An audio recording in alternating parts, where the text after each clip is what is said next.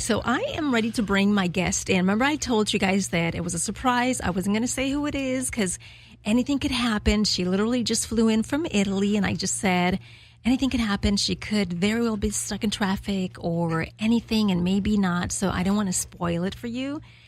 But you know what? I'm ready to bring my guest in now. Here I am. Wait, can I come in? Yes. Hey, everybody. What's up? It's Tera Patrick. We're reunited. I should have cut in that song Reunited by Peaches and Herb. Oh, my God, yes. Because it feels so good. It's been so long since I've seen you, G. You look my amazing. God. And you smell amazing. Really? You Thank hugged you. me and you smell like coconut. I have. Okay, I'm wearing vanilla. I'm wearing coconut. What else am I wearing? I'm wearing also caramel. Remember that caramel nothing on me? I still wear that. It's very like what do they say? Your pheromones. It mixes very well with your pheromones, like your own body odor. Oh my God. And you know what? I bet you I know what it is too. That's contributing to my pheromones. Yes. Well, that's what they say. Like when you wear a scent, that a lot of people will just spray like cologne or perfume on, but it doesn't necessarily blend like with their oils or their pheromones. Hug me again.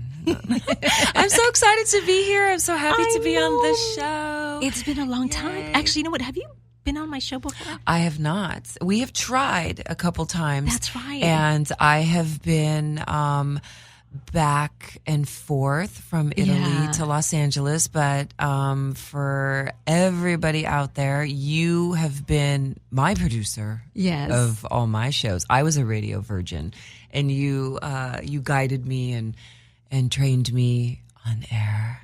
So I'm so excited to be here with you, and I'm so happy that you finally made it, because you're right, we were trying to make it happen and it didn't happen. Yes. You look good. Thank you. So do you. Thank you. You look so good. It's like your hair looks great. Everything. I'm red. I'm very red. I love it. Very, very red. You know, I think that one of the things that women do when they go through like a huge life change, because now I don't live in Los Angeles anymore. I moved to Italy. It's like I changed my hair. I went from black to like fire red, you know. And it's longer too. And it's a lot longer. I love it. And I like living over there. You know what's funny? Every time I come back to America, every time I come back to LA, it's like right where I'm from here. This is my home too. So it feels strange in a way. Home feels like two places now. But I miss you. I miss the traffic. I miss Taco Bell. I miss the strangest things about LA. People always ask me, what do you miss? And I'll be like, oh, Taco Bell. They're like, Taco Bell?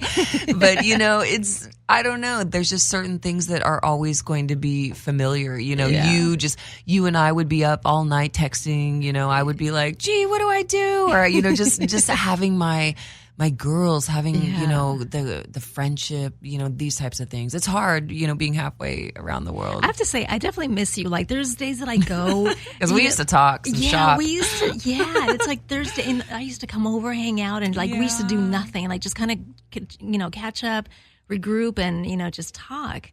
It's good. I think that it's really good to, for me, it's just having someone to listen and to talk to, you know.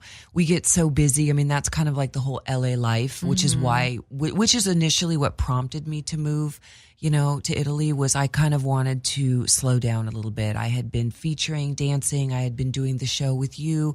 I was doing a lot of things, and I kind of was just like, okay, whoa. You know, it's been a lot of years. I want to slow down a little bit, and I want to breathe and not sit in traffic every single day. But now I kind of miss it. Now I want to sit in traffic again. You know, there's one thing about going from the LA life and then going to like a smaller, quieter life. I do think that it stays with you, you know. I mean, you've worked in the industry for a long time. Imagine stepping down a little bit. You get bored.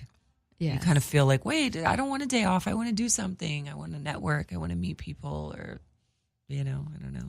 I know. It's like I go days where it's like I miss you, and then I was like, oh my gosh, I'm like, I have to send a message to G. And then it's like I'm driving and I'm sending a message, or I'm like texting, you know, because it's just like I forget. It's like you're not as accessible as you were before when you were here. It's like we used to like text, you know, send each other voice messages, you know, or come over.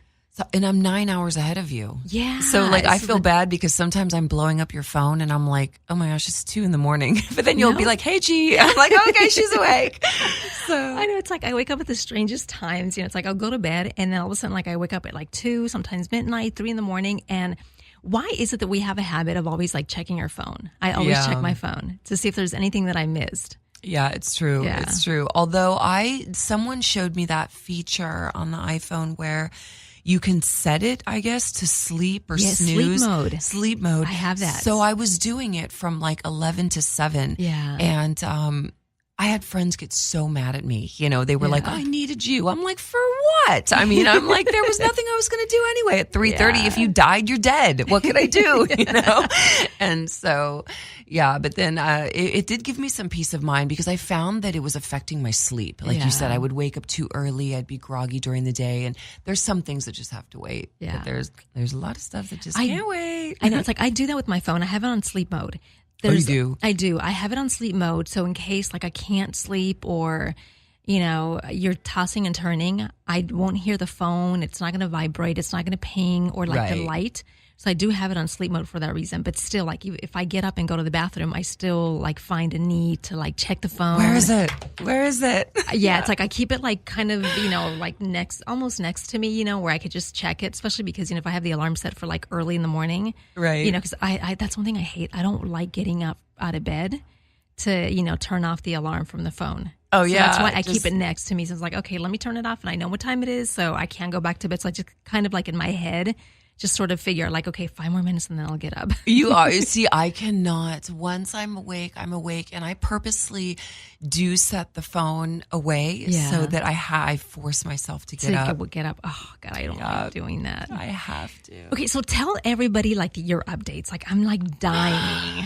So I'm still feature dancing. That is the one thing that I still love doing. I'm performing about 4 times a month.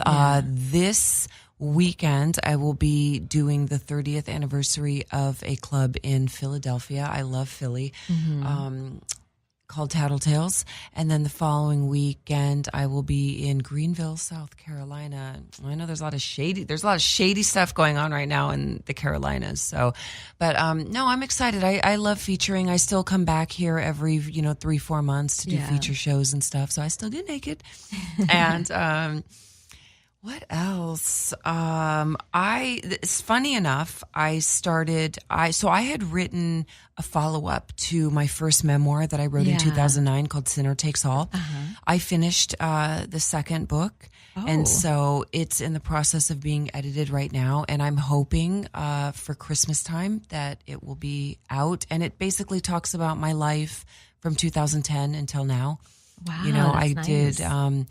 I got remarried, I moved, I retired from shooting, working in the industry, but I still dance and do other things. And just kind of, my life now and a lot of other adventures and things that have happened. But what I like is that my fans, everyone has really stayed with me. I mean, I've done Comic-Con, I've done a lot of different shows and a lot of different, business ventures, and so my fans have really stayed with me and followed me and been loyal, which is so important,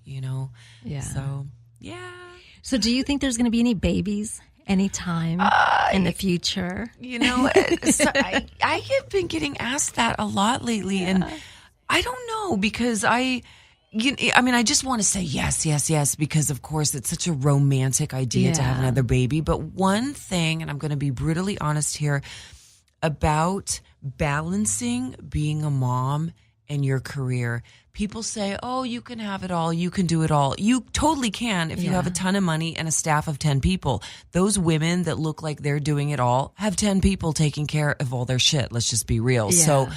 So, I'm a full-on, hands-on mom with my daughter, and my career suffered a little bit because of that, because you just you don't prioritize certain things. Your kids come first. So it just, there's a part of me that says, okay, I've picked up speed again. I've written another book. I'm doing a lot of shows every month. Having another baby right now, that's just all going to stop. So I don't know. I'm thinking about it. We're practicing. That part will never stop. But and he's Italian. That's the other thing is I married an Italian man. I married someone that doesn't speak my language, that's completely different from me. Yeah. And in the beginning, you and I would have talks because I would be like, gee, Jesus, Mary. I would look up at this guy. I was like, this man doesn't understand me. He doesn't, and it's not that we just didn't. There is still a bit of lost in translation, even though he speaks really good English and I can speak Italian. I have to articulate myself in English, and he has to best articulate himself in Italian. And you speak Spanish. Yeah. So for you, I bet when you get really passionate or mad or when you really want to say something, you say it in Spanish. I mean, from your soul, from your heart, what your intention is, how you really want to say it. So if you started rattling off to me or your man in Spanish, he would be like, I don't know, G. I don't, there's just something that's not always going to click there. And I think in a way it's kind of been a good thing because I can tell when a Latina or an Italian man is really mad and they start talking in their own language. I'm like, I don't want to know what that means. Yeah. I know that doesn't, culo, that's not good. I know, I just know certain words. He'll go, fanculo. He'll start going on and I'm like, I just know that it's not good. So, but what I do like is, before I had met him, I love the accent. I love the Spanish accent. I love the Latin the accent and stuff. They can say anything. They could just be like, "Oh, you're ugly," and it sounds amazing. You're like, "Oh, amazing, beautiful." Yeah. I don't know. That's so true. It's like foreign languages always sound like they're beautiful. They're very sexy. Okay, so say something in Italian. Say something. Well, it's similar to Spanish. Yeah. So the most common phrases like, ti amo, or do you say te amo? Te amo, yeah. They say with an I. Oh, I know in Spanish you use there's a lot of e, and they use I. So that's the other thing too, is I speak Italian with a very with an LA accent. So I went in the other day and I was like, Prosecco, and they were like, Prosecco. And I was like, yeah, whatever, Prosecco, wine, but I'm learning to enunciate. Yeah. They say they pronounce, we would say central, they say central.